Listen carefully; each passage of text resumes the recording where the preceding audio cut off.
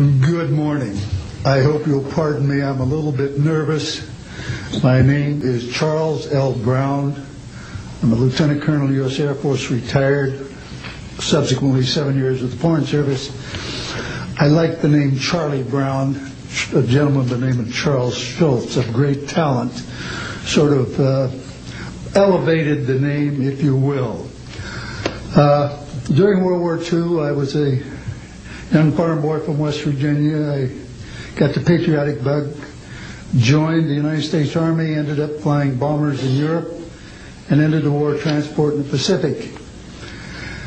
Finished college in the late summer of '49, recalled to active duty in the newly formed United States Air Force. I was assigned to an organization called Office of Special Investigations. The Air Force, as most of you know, was formed in 1947. OSI, as a central investigative agency for the Air Force, was formed, I think, in 1948. So everything was relatively new. Needless to say, starting in '47, UFOs were rather new. The Air Force Air Technical Intelligence Center was at Wright-Patterson Air Force Base, and I had my office in a building adjacent to it. And our organization was the worldwide investigative agency for the Air Force for any unidentified flying objects. This lasted for about 2 years. The project name was known as Project Grudge. It was the predecessor to a project known as Blue Book, which Ed Ruppelt headed. During my experience with it, I would collect the data I didn't collect it, it was sent into my office. I analyzed it. As a pilot investigator, I was able to offer some bits of advice to the air technical intelligence people. Now, you might visualize a massive office, but as I recall, we had a first lieutenant, a secretary, and a technical sergeant. That was the essence of Project Blue Book when it started, or Project Grudge. Blue Book, and expanded somewhat. During the review as an analyst of these various documentary reports, if you will, or documents, I became clearly convinced that there was substance to what was being reported, in that we had ground visual, ground radar, airborne visual, and airborne radar confirmation of some of these sightings. The individuals who made the sightings were everything from airline pilots, military pilots, police officers, some of the people that your lives depend upon on a daily basis. These are very reputable and credible people.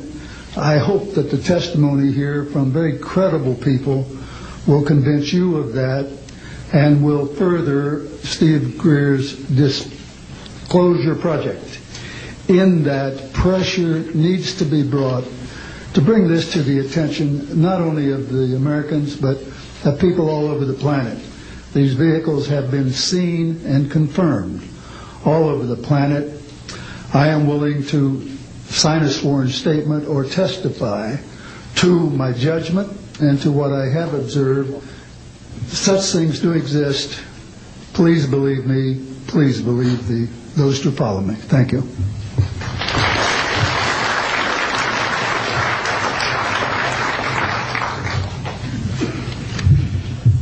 My name is Michael Smith.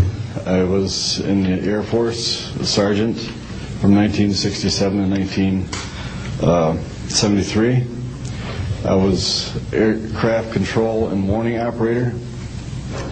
While I was assigned to Klamath Falls, Oregon, in early 1970, I arrived at the radar site, and they were watching a UFO on a radar that was hovering at about 80,000 feet.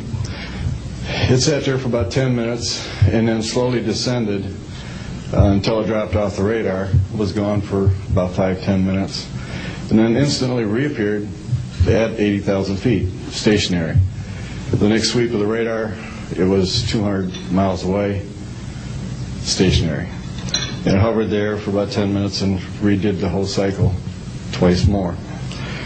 When I found out what you normally do when you see a UFO, I was told that you notify NORAD, you don't necessarily write anything down, and you keep it to yourself. It's a need-to-know basis only. And And NORAD one night called me about later in the year to let me know as a heads up that there was a UFO coming up the California coastline. I asked them what I should do about this. They said, nothing, don't write it down, it's just a heads up.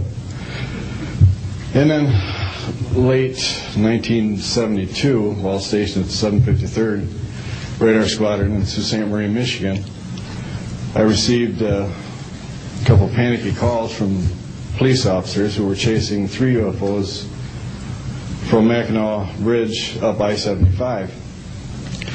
So I immediately checked the radar, confirmed that they were there, called NORAD, and they were concerned because they had 2 inbound B-52s going to Kinchlow Air Force Base.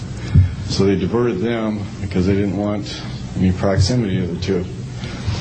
And that night I answered many calls from the police department, sheriff's department and stuff. And my standard response was that there was nothing on radar. And I will testify to this under oath to a congressional hearing.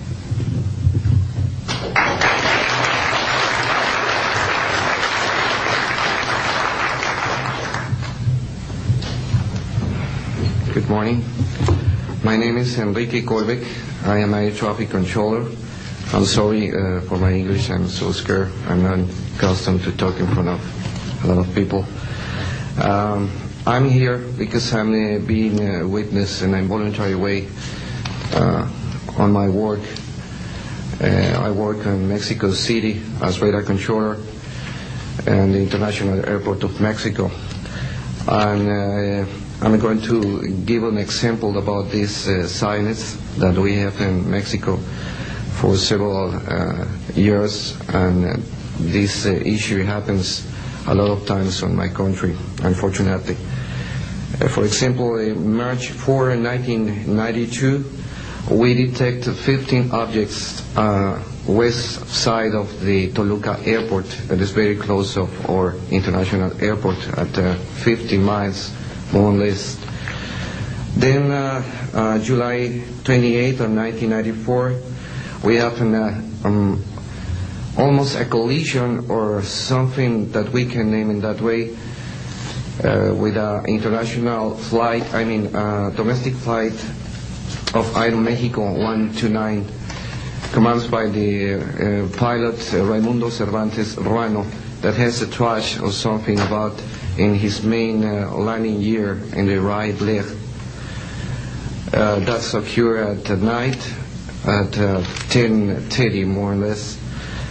Then in the next week, the same year, in the same moment, the Aeromexico Flight 904 has another almost collision that was reported for the pilot Corso, the Capitan Corso, at 11:30 in the morning, and we detect that object on the radar suddenly, just for a moment. Then in the next week we have a lot of silence reported by the pilots that give us information about the weird traffic or something, bright lights and different times, and we detect some of them in that week. But in September 15 of 1994,